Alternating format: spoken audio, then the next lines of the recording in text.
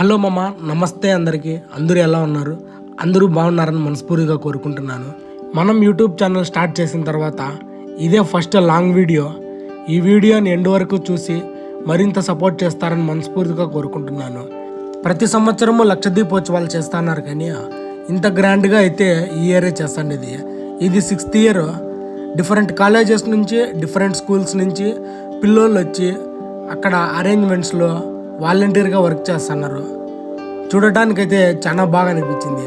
ఇలా అరేంజ్మెంట్స్ అన్నీ చూసి చాలా సంతోషంగా అనిపించింది. చిన్న పెద్ద అని ఏం తేడా లేకుండా ప్రతి ఒక్కరూ అక్కడ పని చేయటంలో సహాయపడ్డారు.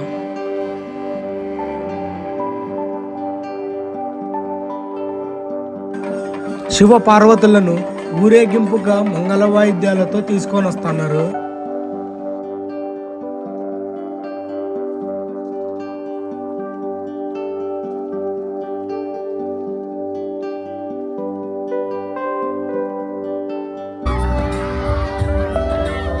కళలము బయటకు వచ్చింది, విషయం బయటకు వస్తే అప్పుడు దేవతలు రాక్షసులు అందరూ వెళ్ళిపోయారు.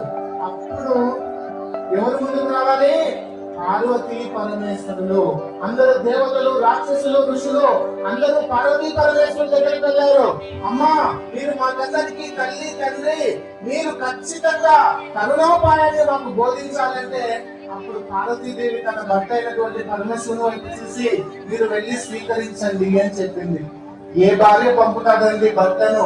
విషయం స్వీకరించని ఏ భార్య అయినా పంపుతారా? 10 రూపాయలు ఖర్చు అయితే జోబులో నుండి డబ్బులు తీసి కట్టలు పెట్టి ఉత్తర భార్యను పంపిస్తారు, కానీ ఎవరైనా పంపిస్తారా? కానీ ఆ పార్వతీదేవికి ఆమె తాళిబొట్టు మీద ఎంత నమ్మకమో, ఇప్పుడు కట్టారు తాళిబొట్టు, ఎంత నమ్మకం తన తాళిబొట్టు మీద, తన కుంకుమ పసవం మీద ఉంటే పరమేశ్వరుని విషయం స్వీకరించండి, లోక కళ్యాణం కోసం, మన బిడ్డలందరికీ బాగు కోసం నువ్వు స్వీకరించాలంటే పరమశివుడు ఆ విషయాన్ని తీసుకొని కంఠంలో పెట్టుకున్నాడు. ఎక్కడ పెట్టుకున్నాడు? కంఠంలో పెట్టుకున్నాడు. అందుకే పరమశివుడు ఏమన్నాడు? గరళ కంఠుడు అన్నాడు. దీని నుండి మనం నేర్చుకోవాల్సింది ఏంటంటే, జీవితంలో కష్టాలు వచ్చినప్పుడు ఆ కష్టాన్ని బయటలో పెట్టి దానికి వాడు కారణం, ఈమె కారణం, ఇది కారణం అని బయట వాళ్ళని విమర్శించకూడదు. నువ్వు మనసులోకి ఆ కష్టాన్ని తీసుకొని నువ్వు కుమిలిపోకూడదు. ఎలాగైతే పరమేశ్వరుడు విషయాన్ని బయట ఉంచి పరులకు హాని కలిగేలా చేయకుండా. ఈసారి లక్షదీపోత్సవానికి హాజరైన జనాభా అయితే చాలా పెద్ద సంఖ్యలో ఉంది. మీరే చూడొచ్చు. ప్రతి ఒక్కరూ చాలా ఉత్సాహంగా పాల్గొన్నారు.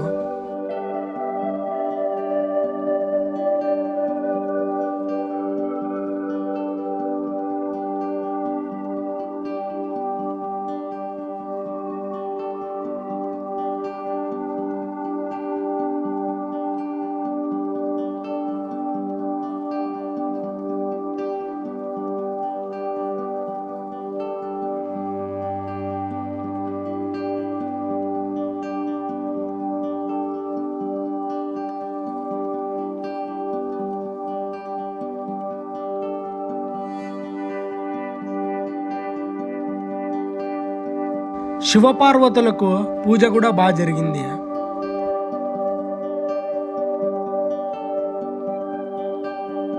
బంధువులం అన్నటువంటి గొప్ప సత్సంకల్పంతో ముందుకు వెళ్ళి తీరవలసినటువంటి ఆవశ్యకత మనకు ఎంతగానో ఉన్నది. సాక్షాత్తు శివానంద లహరిలో ఆదిశంకరాచార్యుల వారు అంటారు, గుహాయాం గేహేవా బహిరపి వనేవా త్రిశిఖరే జలేవా వహ్నవ్వా వసతు వసతే.